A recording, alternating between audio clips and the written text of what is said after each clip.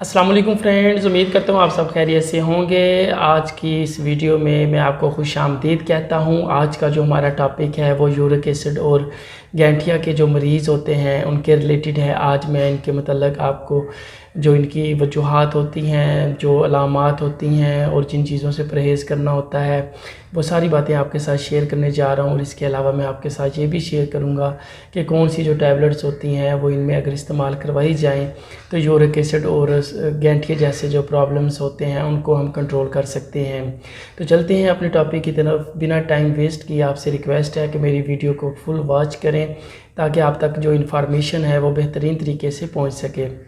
तो बात करते हैं यूरिक एसिड के जो पेशेंट्स होते हैं उनमें अलामात क्या होती हैं, कि किन अलामात की बेस पर आप ख़ुद को एग्जामिन कर सकते हैं कि क्या मुझे यूरिक एसिड है या नहीं है।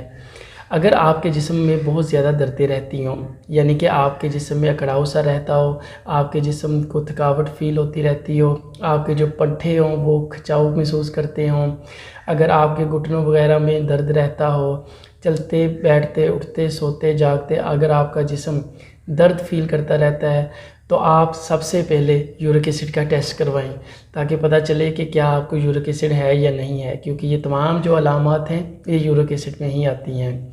इसके अलावा अगर आप जब अपनी मुट्ठी इस तरह बंद करते हैं, इस तरह मुट्ठी अगर बंद करते हैं, तो अगर मुट्ठी बंद करने से आपको पेन महसूस होता है तो तब भी आपको यूरिक एसिड की अलामत हो सकती है। और इसके अलावा अगर आपके तमाम जोड़ों पर जहाँ पर भी जॉइंट्स वगैरह आ रहे हैं, अगर वहाँ पर सोजिश होती है, स्वेलिंग होती है और आपके जो हाथ की हड्डियाँ हैं, जो आपके हाथ की उंगलियाँ हैं वो टेढ़ी मेढ़ी सी होती जा रही हों, तो तब भी आप अपना यूरिक एसिड टेस्ट करवाएं, क्योंकि ये भी यूरिक एसिड की अलामत में से एक अलामत है।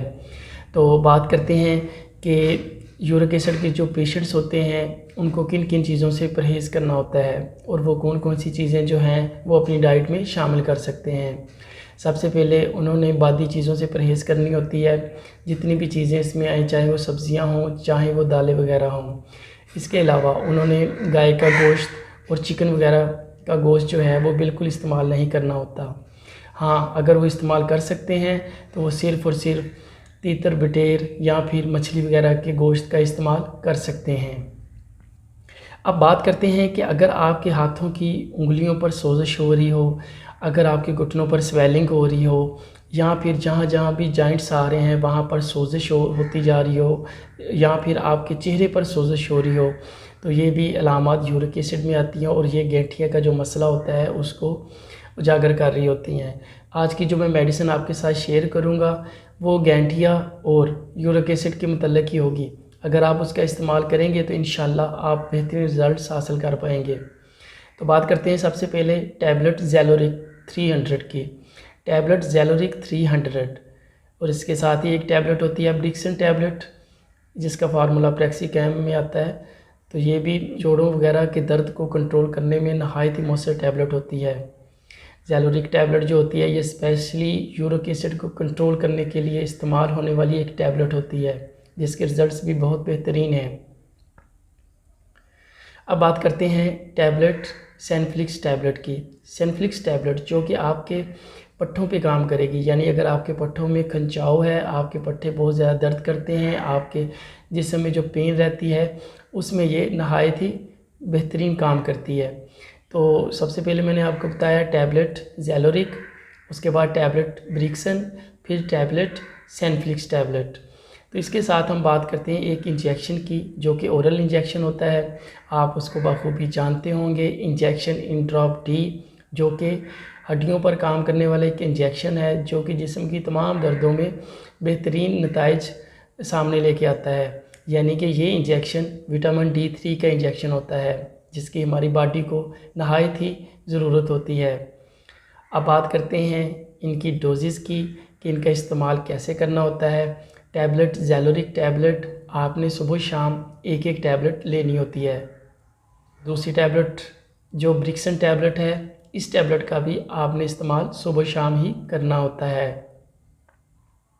अब बात करते हैं तीसरी जो टैबलेट है, टैबलेट सेनफ्लिक्स टैबलेट। इस टैबलेट का भी इस्तेमाल आपने सुबह शाम ही करना होता है।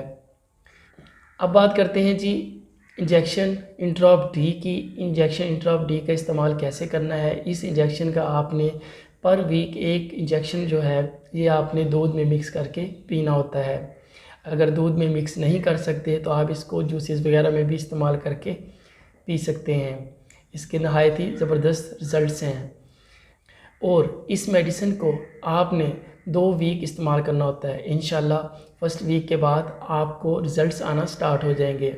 आपकी बॉडी पर अगर कोई स्वेलिंग है, आपके चेहरे पर स्वेलिंग है या फिर जॉइंट्स पर अगर स्वेलिंग है तो आप देखेंगे कि वो जो स्वेलिंग है वो आहिस्ता आहिस्ता कम होती जा रही है।